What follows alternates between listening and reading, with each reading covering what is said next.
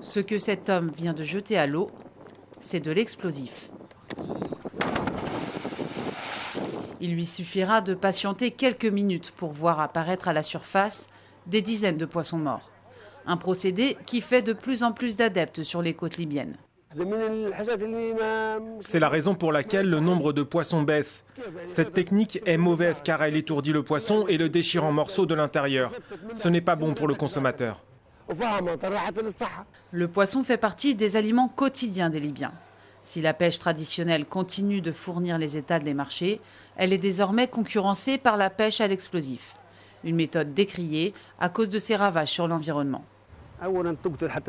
Cela tue la nourriture pour les poissons, les coraux, les œufs, tout meurt.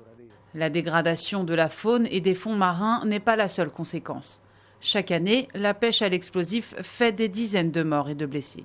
Depuis la chute de Mouammar Kadhafi en 2011 et la guerre civile, le trafic d'armes est répandu en Libye. Facilement accessibles, les explosifs servent à l'improvisation de bombes artisanales, sans conscience du danger ni crainte de poursuites judiciaires. Nous espérons que les autorités concernées, notamment les gardes-côtes, feront leur possible pour mettre fin à cette méthode de pêche. Il y a quelques années, les autorités religieuses avaient tenté d'interdire ce procédé en vain. Les côtes libyennes représentent près de 2000 km, mais les revenus de la pêche sont bien maigres. Alors que l'économie du pays est largement dépendante des recettes pétrolières, la pêche et l'environnement semblent bien loin des préoccupations.